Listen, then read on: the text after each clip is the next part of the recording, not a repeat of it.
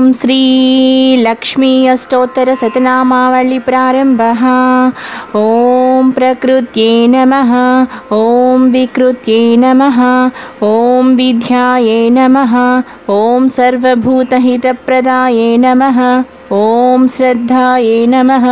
ॐ विभूत्यै नमः। ॐ सुरभ्ये नमः। ॐ परमात्मिकायै नमः। ॐ वाच्ये नमः। ॐ पद्मालयायै नमः। ॐ पद्मायै नमः। ॐ शुचये नमः। ॐ स्वाहायै नमः। ॐ स्वधायै नमः। ॐ सुधायै नमः। ॐ धन्यायै नमः।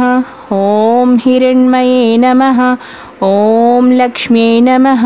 ॐ नित्यपुष्टायै नमः। ॐ विभावत्यै नमः। ॐ आदित्यै नमः। ॐ दित्यै नमः। ॐ दीप्तायै नमः।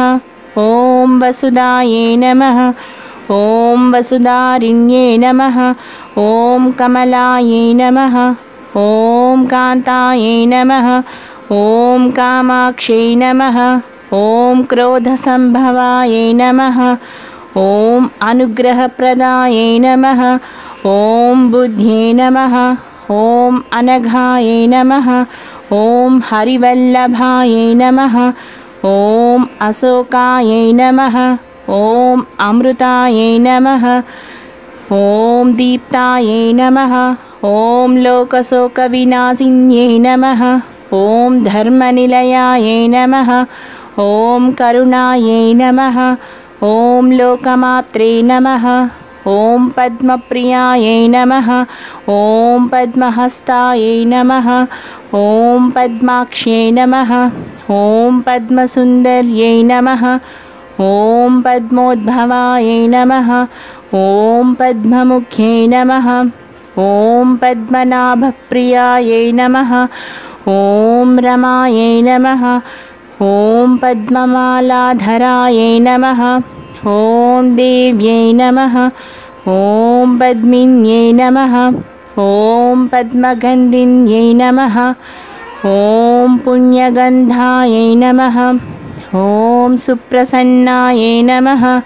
ॐ प्रसादाभिमुख्यै नमः। ॐ प्रभायै नमः। ॐ चन्द्रवदनायै नमः। ॐ चन्द्रायै नमः। ॐ चन्द्रसहोदर्यै नमः। ॐ चतुर्भुजायै नमः। ॐ चन्द्ररूपायै नमः। ॐ इन्दिरायै नमः। ॐ इन्दुशीतलायै नमः। ॐ आह्लादजनन्यै नमः। ॐ पुष्यै नमः। ॐ शिवायै नमः। ॐ शिवकर्त्यै नमः। ॐ सत्यै नमः। ॐ विमलायै नमः। ॐ विश्वजनन्यै नमः। ॐ तुष्ट्यै नमः। ॐ दारिद्र्यराशिन्यै नमः। ॐ प्रीतिपुष्करिण्यै नमः। ॐ शान्तायै नमः। ॐ शुक्लमाल्याम्बरायै नमः। ॐ श्रियै नमः। ॐ भास्कर्यै नमः। ॐ बिल्वनिलयायै नमः। ॐ वरारोहायै नमः। ॐ यशस्विन्यै नमः। ॐ वसुन्धरायै नमः। ॐ उदाराङ्गायै नमः। ॐ हरिण्यै नमः। ॐ हेममालिन्यै नमः। ॐ धनधान्यकर्त्यै नमः। ॐ सिद्ध्यै नमः। ॐ शयनसौम्यायै नमः। ॐ शुभप्रदायै नमः। ॐ रूपवैसगतानन्दायै नमः। ॐ वरलक्ष्म्यै नमः। ॐ वसुप्रदायै नमः। ॐ शुभायै नमः। ॐ हिरण्यप्राकारायै नमः। ॐ समुद्रतनयायै नमः। ॐ जयायै नमः। ॐ मङ्गलादेव्यै नमः। ॐ विष्णुवक्षस्थलस्थितायै नमः। ॐ ॐ विष्णुपत्न्यै नमः।